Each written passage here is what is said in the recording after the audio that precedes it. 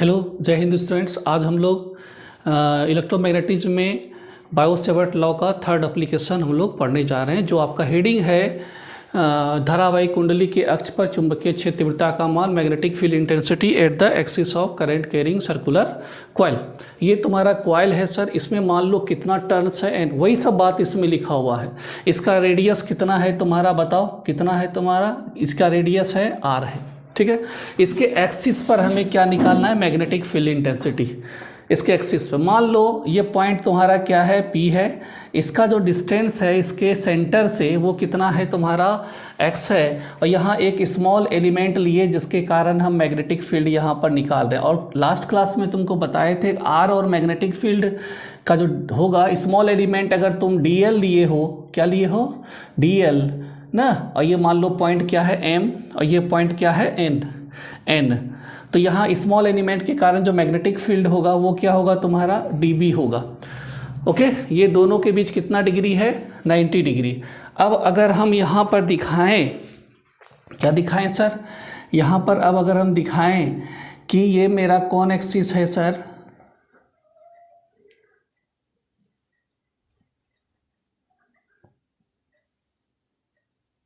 ना, ये मेरा क्या है बोलो, ये मेरा क्या है, फाई है ना। ये भी मेरा क्या है सर बोलो, ये मेरा कितना हो जाएगा, फाई। अब कैसे होगा, देखो ये तुम्हारा ब्लू वाले के बीच कितना डिग्री है, 90 डिग्री, और ये ब्लैक वाला के बीच भी कितना डिग्री है, 90 डिग्री।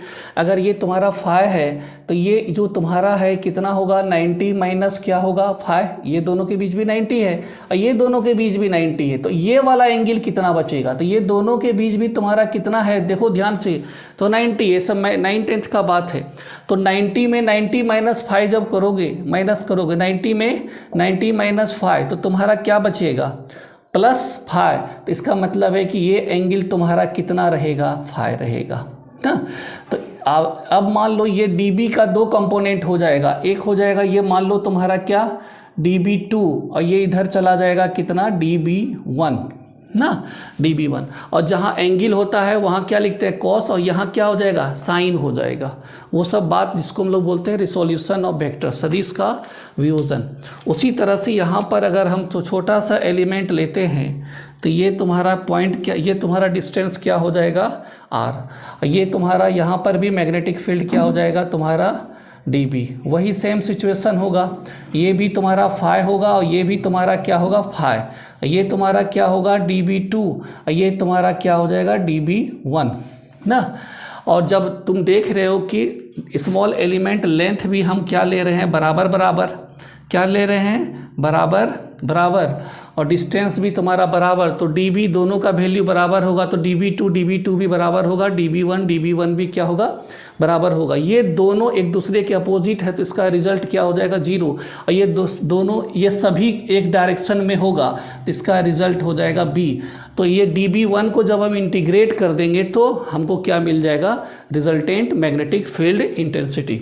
तो वही बात लिखे हैं, from Biot Savart law magnetic field intensity at point P due to current carrying I flowing in small element क्या, dl। और तुम जानते हो बायो-सेवर्ट लॉ से कि dB का जो वैल्यू होता है μ0 बाय क्या होगा सर, 4π IdL क्या होगा, साइन थीटा बाय कितना हो जाएगा, कितना डिस्टेंस है तुम्हारा, r², और थीटा कितना होगा वहाँ पे 90। तो dB इक्वल टू जब तुम लिखोगे dl और I के बीच कितना डिग्री होगा, 90 डिग्री, सॉरी r, हाँ r और dl के बीच, तो तुम μ0 बाय क्या लिखोगे, 4π, और ये तुम्हारा क्या हो जाएगा, IdL इंटू क्या होगा, इंटू हो जाएगा 90 डिग्री बाय क्या हो जाएगा, r², और साइन 90 कितना होगा तुम्हारा, साइन 90 इज़ 1। तो dB इक्वल टू हो जाएगा μ0 बाय 4π IdL बाय क्या हो जाएगा, r²। अब अगर बात करते हैं पॉइंट P पर परिणामी चुंबकीय क्षेत्र तीव्रता ना, तो इंग्लिश में अगर बात करें तो resultant magnetic field intensity eight क्या लिखेंगे पॉइंट P। तो B इजकल टू इंटीग्रेशन क्या होगा तुम्हारा dB, और dB का इंटीग्रेशन dB1 का इंटीग्रेशन करेंगे ना, और dB1 का तुम वैल्यू dB1 एक मिनट यहाँ पर एक चीज़ होगा ना, तो यहाँ लिखेंगे पॉइंट P पर dB का कंपोनेंट इंग्लिश में क्या लिखेंगे सर, कंपोनेंट ऑफ dB8 क्या सर पॉइंट P।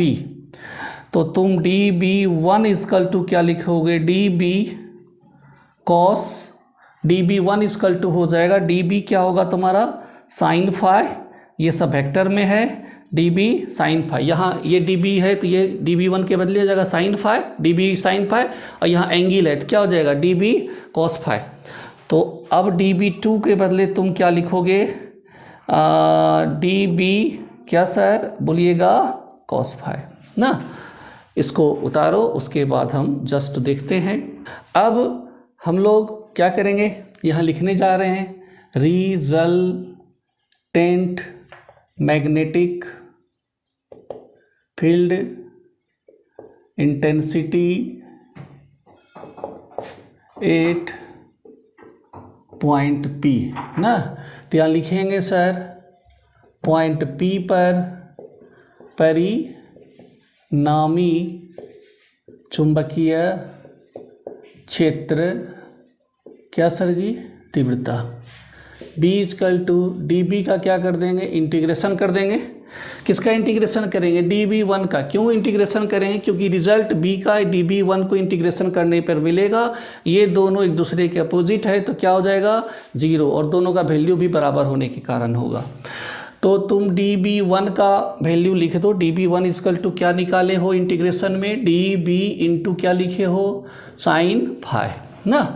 अब जब हम यहाँ पे dB का वैल्यू लिखेंगे तो dB के वैल्यू के बराबर भी तुम निकाले हो कुछ, देखो यहाँ पे लिखा हुआ भी है अभी बोर्ड में, μ0/4π IDL बाय क्या होगा R square, therefore B is equal to हो जाएगा इंटीग्रेशन कर देंगे μ0 बाय क्या होगा 4π IDL by R square into क्या होगा साइन फाई। और इसमें तुम अगर जानते हो तो सिर्फ DL वेरिएबल है, बाकी सब क्या है यहाँ पर चेंज नहीं हो रहा है। तो DL का क्या करेंगे इंटीग्रेशन, तो DL का जब इंटीग्रेशन करोगे तो तुम अभी तक क्या पढ़े हो 2πr, लेकिन यहाँ पे मान लो n टर्न्स है तो यहाँ क्या हो जाएगा n से क्या कर देंगे हम लोग मल्टीप्लाई कर देंगे ना। अब ये DL का वैल्यू को इस इक्वेशन में रखो, यहाँ पर रखो, तो देयरफॉर B इजकल टू हो जाएगा μ0/4π I ना sine phi by R square into 2πr into क्या होगा n होगा। अब इसमें हम लोग देखते हैं कि मेरा वैल्यू क्या आता है, थोड़ा इसको अगर हम ढंग से लिखें, थोड़ा अगर हम इसे क्या करें सर ढंग से लिखें, तो B इजकल टू मेरा लिखाएगा μ0/4π ना 2π RN I बाय क्या हो जाएगा R क्या होगा सर R स्क्वायर, क्या होगा R स्क्वायर इंटू क्या होगा साइन फाई ना। और तुम फिगर में देखो साइन फाई का भी वैल्यू तुम निकाल सकते हो, P बाय क्या हो जाएगा H, R बाय क्या होगा R ना, साइन फाई ये एंगल है ये हो जाएगा P, और ये क्या हो जाएगा H, ये क्या हो जाएगा B। तो साइन फाई इजकल टू क्या होगा तुम्हारा जल्दी बोलो R बाय क्या होगा R होगा ना, R बाय क्या होगा R capital R by R। इसमें जब तुम पुट करोगे तो B इजकल टू तुम्हारा वैल्यू निकलेगा μ0/4π 2π RN I by R square into capital R by small r ना। ये जब सॉल्व करते हैं मल्टीप्लाई करते हैं तो μ0/4π 2π R square N I by कितना सर जी R क्यू। अब अगर हम ये स्मॉल r का वैल्यू निकालें तो ये तुम्हारा p हो गया, ये h हो गया, ये क्या हो गया b। तो फ्रॉम अगर हम बात करें किससे सर बताओ, फ्रॉम फिगर, तो small r is equal to root under कितना हो जाएगा r स्क्वायर ना, प्लस क्या होगा तुम्हारा x स्क्वायर। इस रूट को अगर हम हटा दें तो तुम्हारा क्या हो जाएगा, जल्दी बोलो, हाफ हो जाएगा ना। अब इस r के वैल्यू को यहाँ पर पुट कर दो तो तुम्हारा वैल्यू हो जाएगा mu naught by 4 pi 2 pi r square N I by r square plus x square. और ये पहले से तुम्हारा कितना है 3 है, और ये क्या है 1/2 है।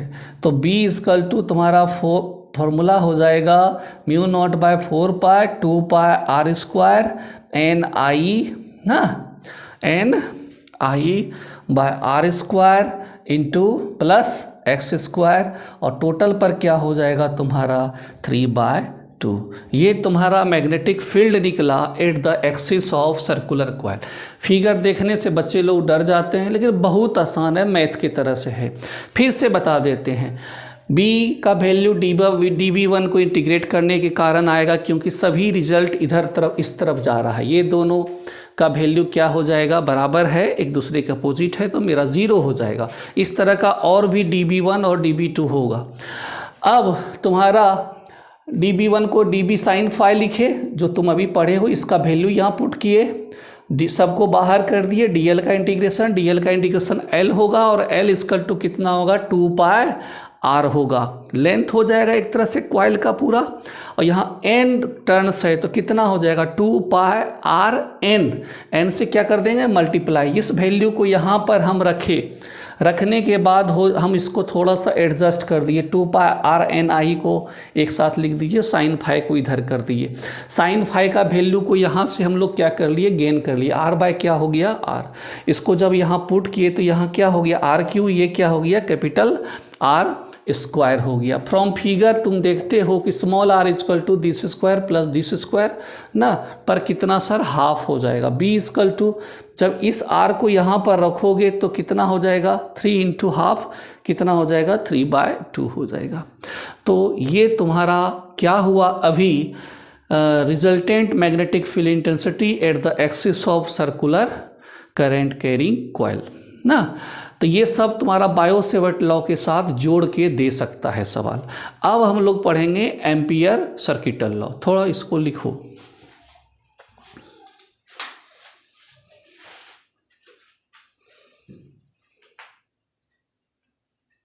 हम लोग पढ़ेंगे इसमें आज ही एक और टॉपिक पढ़ने जा रहे हैं, एम्पियर सर्किटल लॉ। तुम्हारा जो बायो सेवर्ट लॉ था उसका फॉर्मूला और एप्लीकेशन दोनों क्लियर हो गया। उसमें उसका जो बायो सेवर्ट लॉ था उसमें 3 एप्लीकेशन था, वो भी बता चुके हैं, जो आज एक लास्ट एप्लीकेशन बताए। अब हम लोग पढ़ेंगे एम्पियर सर्किटल लॉ। इसमें 2 एप्लीकेशन तुमको पढ़ना है। कितना एप्लीकेशन, 2 एप्लीकेशन। तो एम्पियर सर्किटल लॉ क्या है, एम्पियर परिपथ नियम के अनुसार किसी बंद वक्र के परितः चुंबकीय क्षेत्र वृत्ताकार रेखीय समाकलन उस बंद वक्र क्षेत्र में से गुजरने वाली उस बंद वक्र क्षेत्र में से गुजरने वाली कुल विद्युत धारा का म्यू नॉट गुना होता है। उसी को अंग्रेजी में लिखे हैं, according two ampere circuital law the line integral of magnetic field intensity over A close surface over A close path या लूप, पाथ को ही क्या बोल रहे हैं यहाँ पे, लूप बोल रहे हैं, is equal to the mu naught times the total electric current enclosed by close loop. Close loop बोलो, या तुम यहाँ पे क्या लिख सकते हो, पाथ भी लिख सकते हो। क्या लिख सकते हो, पाथ भी लिख सकते हो। ठीक है सर।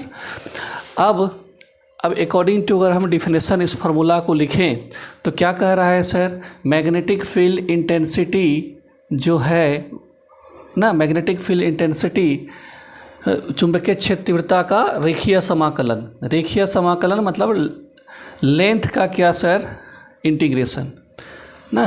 तो BdL चुंबकीय क्षेत्र तीव्रता का रेखीय समाकलन, मतलब रेखा का क्या कर रहे हैं, लाइन का क्या कर रहे हैं, इंटीग्रेशन कर रहे हैं। उसी को इंग्लिश में लिखे हैं magnetic ampere circuit law, the line integral of मतलब क्या होता है, गुना कर देना है, मल्टीप्लाई कर देना, लाइन इंटीग्रल ऑफ, ये हो गया लाइन का इंटीग्रेशन कर रहे हैं, ऑफ क्या, magnetic field is equal to the mu naught times, मतलब कि हिंदी में अगर बात करें तो जो बंद परिपथ होगा उससे, उस बंद जो तुम रेखा लोगे या उस क्षेत्र में से जो जितना धारा जाएगा उसको कितना से गुना कर देना है तुमको, म्यू नॉट से।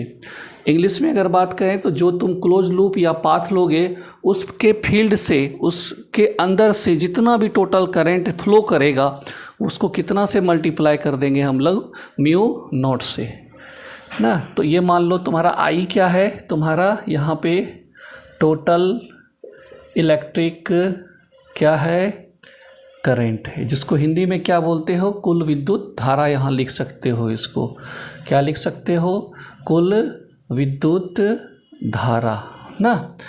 और यहाँ जो म्यू नॉट है इसको हम लोग बोलते हैं वायु, या क्या बोल सकते हो, निर्वात की क्या, चुंबकशीलता ना। इंग्लिश में क्या लिखेंगे, मैग्नेटिक पर में बी लिटी ऑफ क्या सर, एयर या क्या सर, वैक्यूम ना। ये तुम्हारा बी जो है यहाँ पर है चुंबकीय क्षेत्र, क्या है, तीव्रता, जिसको इंग्लिश में क्या बोलते हो, मैग्नेटिक फील्ड इंटेंसिटी बोलते हो ना। चलो अब ये तुम्हारा डीएल है, इसको हम लोग हिंदी में क्या बोलते हैं, रेखीय समाकलन ना, रेखीय समाकलन। इंग्लिश में इसको बोलते हैं लाइन इंटीग्रल, लाइन इंटीग्रल, ठीक है। तो फिर से अगर हम इसको समझाने का बात करें तो क्या होगा सर, कोई भी जो क्लोज लूप हम लेंगे, कोई भी चारों बगल से घिरा हुआ एक सतह लेंगे या रेखा लेंगे, उसके अंदर से जितना करंट फ्लो हो रहा है ना, उसके करंट फ्लो होने के कारण जो मैग्नेटिक फील्ड होगा ना, जो करंट फ्लो होगा उसको mu naught time mu naught से क्या कर देंगे, मल्टीप्लाई कर देंगे, और उसका जो वैल्यू होगा चुंबकीय क्षेत्र तीव्रता के रेखीय समाकलन के गुणनफल के क्या होगा, बराबर होगा। अगर हिंदी में बात करें तो किसी भी क्लोज लूप का से जब करंट फ्लो होगा तो उसके जो क्लोज लूप का जो लाइन इंटीग्रल और मैग्नेटिक फील्ड का जो प्रोडक्ट होगा वो उसका वैल्यू उस क्लोज लूप के अंदर से जिस कंडक्टर से जितना करंट फ्लो कर रहा है उसको कितना से मल्टीप्लाई कर देंगे, म्यू नॉट से, तो वो दोनों वैल्यू एक दूसरे के क्या होगा, तुम्हारा बराबर होगा। अब इसी को थोड़ा क्या कर देते हैं हम लोग, आगे कर देते हैं, बी डी एल ना, इस तरह से भी लिखा जाता है। ये क्या हो गया तुम्हारा, म्यू नॉट क्या हो गया, आई हो गया। ये तुम्हारा दोनों इस तरफ दोनों, ये तुम्हारा क्या हो गया, बी डी एल हो गया, ये क्या हो गया, म्यू नॉट आई हो गया। ये इस तरफ क्या है, स्केलर है, इस तरफ क्या है, वेक्टर है, तो एकदम यहाँ पे कौन प्रोडक्ट हो जाएगा, तुम्हारा डॉट प्रोडक्ट। अब हम लोग इसको प्रूव करेंगे, इतना दूर तक लिखो, यहाँ से यहाँ तक हम मिटाएंगे। अब ये हमें प्रूव करना है कि इंटीग्रेशन मैग्नेटिक फील्ड इंटेंसिटी और लाइन इंटीग्रल का जो प्रोडक्ट होता है वो म्यू नॉट आई के क्या होता है, बराबर होता है। हिंदी में अगर बात करें, चुंबकीय क्षेत्र तीव्रता का जो रेखीय समाकलन होता है वो विद्युत धाराओं का कितने के बराबर, कुल विद्युत धारा म्यू नॉट का कितना गुना कर देंगे, कुल विद्युत धारा से गुना कर देंगे, और ये दोनों एक दूसरे के क्या होगा, बराबर होगा। इसे ध्यान से लिखो, इतना तक लिखो। अब इसको हम यहाँ से क्या करेंगे, प्रूफ करेंगे। क्या करेंगे, प्रूफ करेंगे, सिद्ध करेंगे। चलो इसे ध्यान से लिखो।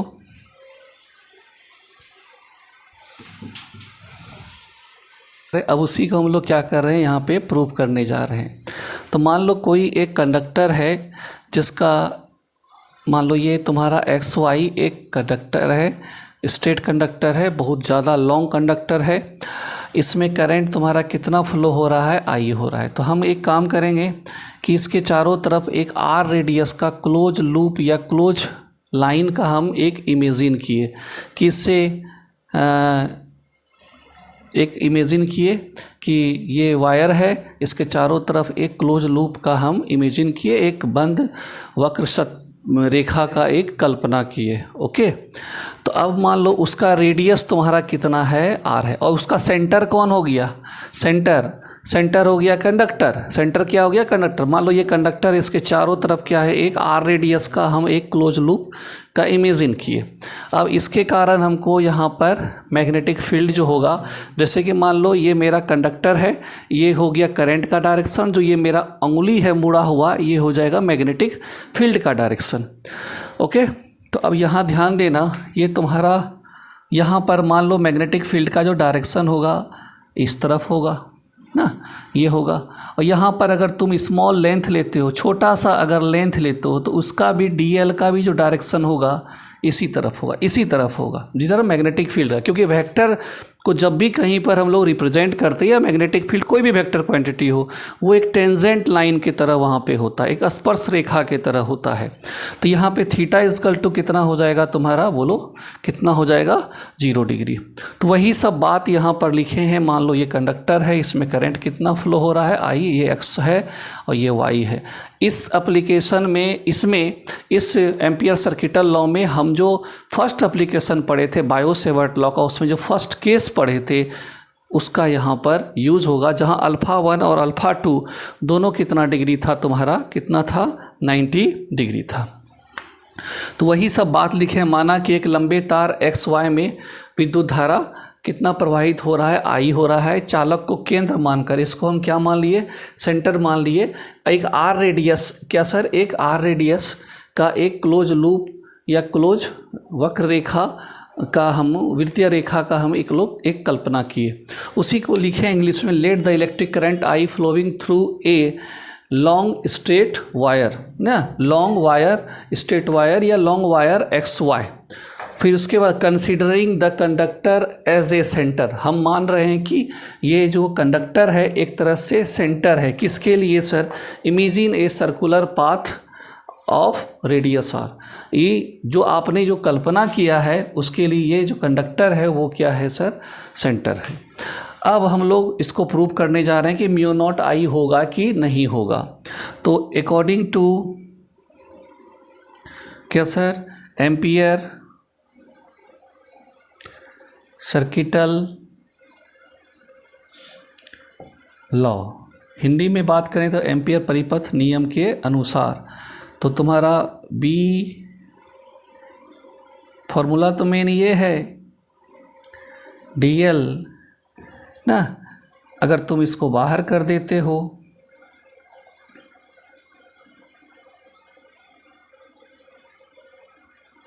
ना, अब ये दोनों का बता ही दिए थे कि ये दोनों वेक्टर है, और आरएचएस में क्या था, स्केलर था, तो हम लोग कॉस लेंगे। दैट मीन्स ये कौन प्रोडक्ट है तुम्हारा, डॉट प्रोडक्ट है।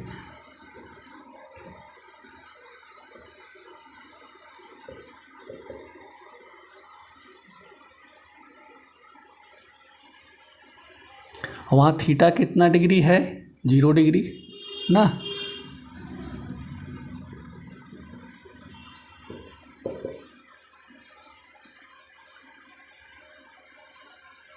cos 0 is 1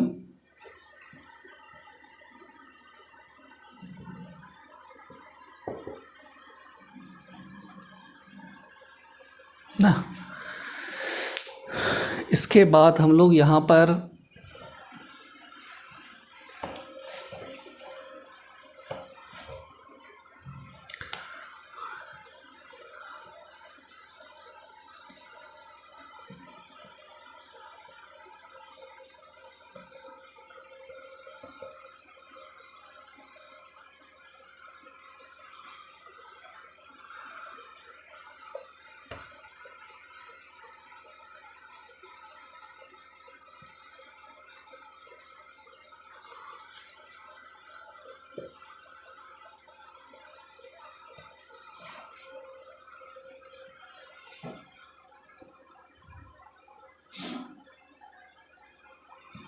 यहाँ जो है इसको एक क्वेश्चन कितना मान लो फर्स्ट ना। एक बात हम जानते हैं, क्या जानते हैं, ध्यान से देखना। एक तो तुम पहले हम बोले थे कि बायो-सेवर्ट लॉ का फर्स्ट एप्लीकेशन में हम लोग इस चीज़ को पढ़े हैं, जो अभी हम फार्मूला लिखने जा रहे हैं। तो mu naught by 4 pi 2i bye कितना था वहाँ पे r था, और ये dl का जब इंटीग्रेशन करोगे तो तुम्हारा कितना हो जाएगा 2 पाई r, सरकमफ्रेंस ऑफ क्या हो जाएगा, सर्किल। इंग्लिश में अगर बात करें सरकमफ्रेंस ऑफ क्या सर, सर्किल हो जाएगा ना। इसी को अगर तुम लिखोगे तो वहाँ पर हम कैंसिल भी किए हैं, तो हो जाएगा 2 पाई i बाय कितना होगा r। ये दोनों के वैल्यू को ऊपर में रख दो।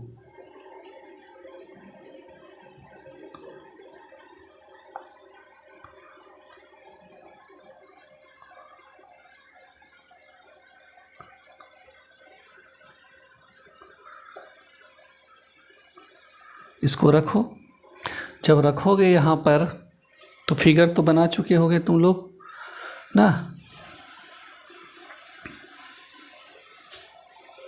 चलो, तो यहाँ पर जब रखोगे तो तुम्हारा इक्वेशन आ जाएगा b इंटीग्रेशन ऑफ dl ना।